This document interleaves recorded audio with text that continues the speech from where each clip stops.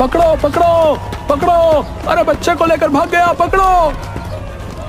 अरे क्या हुआ भाई, सुबह सुबह अपने गांव में ये शोर कैसा?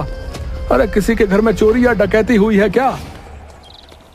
नहीं भाई, ध्यान से सुनो, लोग ढोल नगाड़े पीट रहे हैं, शायद कोई जंगली जानवर हो। पंडित ज्ञानचंद उधर से ही आ रहा है, आओ उसी से पूछते हैं।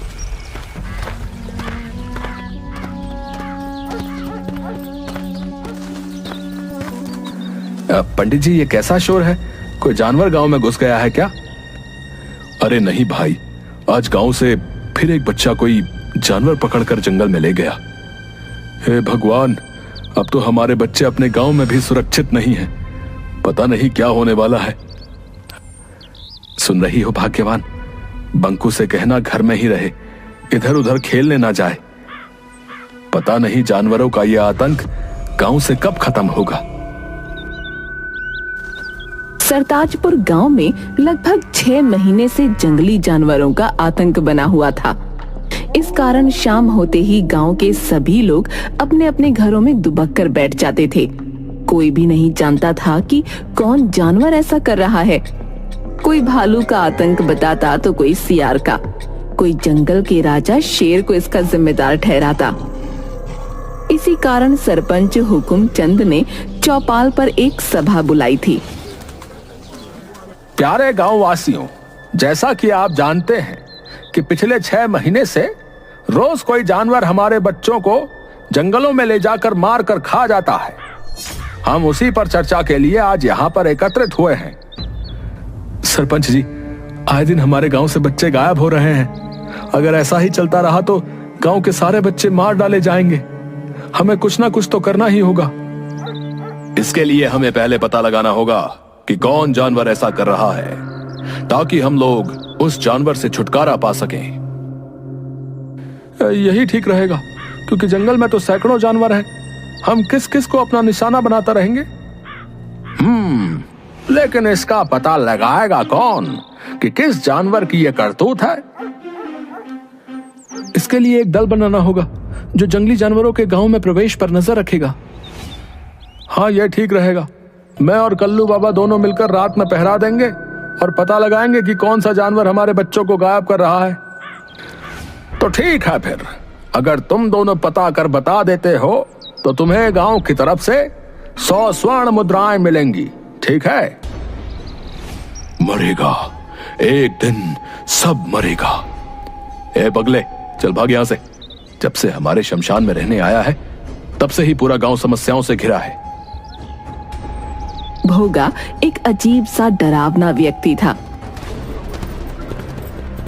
जो पिछले 6 महीने से शमशान में आकर रहने लगा था। कई बार शमशान के कुत्तों को मारकर खाते हुए देखा गया था। कुछ लोग इसे औघर बताते थे। कल्लू बाबा और जग्गी रात में गांव के बाहर पेड़ के मचान पर चढ़कर पहरा दे रहे थे। तभी सुबह करीब 4 बजे जंगल की ओर से कुछ खरखराहट की आवाज आती है। कल्लू बाबा, झाड़ियों के झुरमुट से कुछ आवाज आ रही है। चलो चलकर देखते हैं। हाँ चलो, तुम आगे चलो, मैं पीछे से देखता रहूंगा, ताकि पीछे से कोई जानवर तुम पर हमला नहीं कर सके। अरे कल्लू बाबा, तुम तो बाबा हो, भूत पिशाच को तो तुम अपने झोले में रखते हो। तुम आगे चलो ना, मैं तुम्हारे पीछे रहूंगा। ठीक है, लेकिन तुम पीछे मजबूती से डंडे पकड़े रहना। जैसे ही कोई आहट हो, सतर्क हो जाना। चलो आओ मेरे पीछे।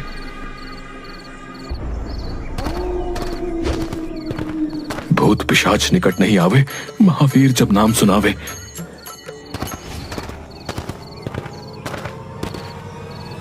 तभी जग्गी के पैरों में कुछ लताएं उलझ जाती हैं, जिन्हें निकालने के लिए जग्गी कल्लू बाबा के कंधे पर हाथ रख रोकता है। कल्लू बाबा को लगता है कि कोई भूत उसे पकड़ रहा है। वो चिल्लाते हुए भागने लगते हैं। भूत भूत भूत, बचाओ बचाओ। जग्गी तुरंत पीछे मुड़कर भागना चाहता है।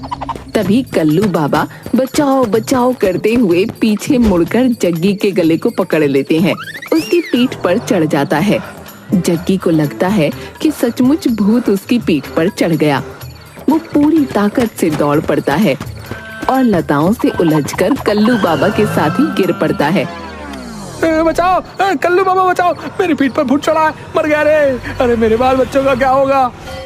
अबे चुप, पीछे से कंधे पर हाथ रखकर मुझे खुद डरा दिया और अब चिल्लाकर और डरा रहा है। बड़ा बाबा बने फिरते हो, भूत बैताल प्रेत पिशाच सभी को अपनी चोटी में बांध कर रखते हो और कंधे पर हाथ रखते ही डर गए। ढोंगी बाबा कहीं के। रुको रुको, गौर से ये आवाज सुनो। लगता है सचमुच कोई खूंखार जानवर हमारी तरफ ही आ रहा है। देख क्या रहे हो, भागो। दोनों भूत भूत चिल्लाते हुए गांव की ओर भागते हैं। सुबह होने ही वाली थी। कुछ लोग चौपाल पर आग ताप रहे थे। उन्होंने दोनों की आवाजें सुनी तो उनकी ओर लाठी डंडे लेकर दौड़े। बचाओ बचाओ, भागो भागो, पीछे भूत आ रहा है। अरे कौन सा भूत? अरे कैसा भूत भैया? तुम्हारे पीछे तो कोई नहीं है। अरे है, अरे सुनो आवाज सुनो, वो इधर ही आ रहा है, भागो। आवाजें लगातार बढ़ती ही जा रही थीं। सभी डर के मारे अपने अपने घरों में बंद होकर सहमे हुए खिड़की से देखने लगते हैं। तभी बंकू अपने घर से एक डंडा लेकर बाहर आता है। बेटा घर के अंदर आजा, देखो ना जी अपना बंकू बाहर चला गया है। अरे बेटा बंकू अंदर आजा, देख बेटा सभी लोग अपने अपने घर के अंदर हैं। नहीं पिताजी, हमारे कई दोस्त गायब हो गए हैं। आज हम भी देखेंगे कि कौन है जो हमारे गांव के बच्चों को गायब कर रहा है। मरेगा, सब मरेगा। तभी उधर से जुगनू की आवाज आती है। बंकू, अरे भैंसिया का रस्सी पकड़, अरे आधे घंटे से पूरा गांव दौड़ा रहा है। बंकू भैंस की रस्सी पकड़ लेता है। भैंस के पैर के पीछे एक बाल्टी फंसी हुई थी, जिसके ईंट पत्थर से टकराने से आवाज निकल रही थी। भैंस तो मैं द्वार पर बांध कर आया था, फिर ये खुली कैसे? वो माँ ने कहा कि बाहर भैंस को ठंड लग रही होगी, उसे गौशाला में बांध दो। भैंस बिदक कर भागने लगी, भागते हुए उसके पैर में बाल्टी फंस गई। जग्गी और कल्लू बाबा, है? तुम लोगों के डरपोक होने के कारण आज पूरा गांव भयभीत हो गया भाई। वो तो बंकू ने बहादुरी दिखाई, लेकिन बात तो यही है कि आखिर बच्चों का शिकार कौन कर रहा है? तभी सेठ मंगत लाल रोते रोते आता है। सरपंच जी, मेरा बेटा सुधीर घर पर नहीं है। नौकरों ने बताया कि सुधीर को शेर दबोच कर ले गया है जंगल की ओर। हाय मैं लुट गया, हाय मैं बर्बाद हो गया, मेरा इकलौता बेटा। धैर्य रखो मंगत लाल, धैर्य रखो। हम सभी उसी का उपाय ढूंढने के लिए यहाँ इकट्ठा हुए हैं। सुधीर मेरा भी दोस्त था, हमें उसे ढूंढना ही होगा। बंकू घर में बिना बताए जंगल की ओर चल देता है।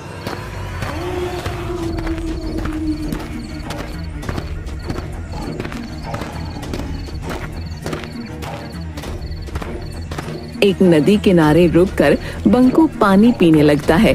तभी एक काला नाग उसे डस लेता है। उसी समय तपस्वी देवराज वहां से गुजरते समय बंकू को तड़पता देख उसके पास आ जाते हैं।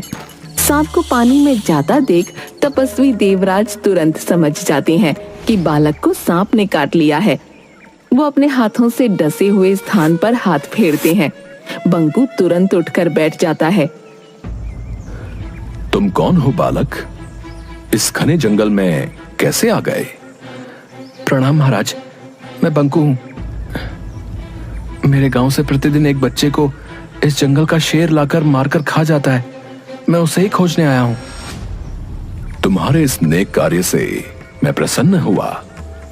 जाओ, मेरा आशीर्वाद है कि कोई भी तुम्हें मार नहीं सकता। जानवर के सामने तुम में उससे 10 गुना शक्ति आ जाएगी। बंकू वहां से चलकर शेर की गुफा के सामने उसके गांव के बच्चों का बहुत सा कपड़ा पड़ा दिखाई देता है। वो जोर से चिल्लाता है, बच्चों का शिकार कर खाने वाले कायर शेर, बाहर निकल।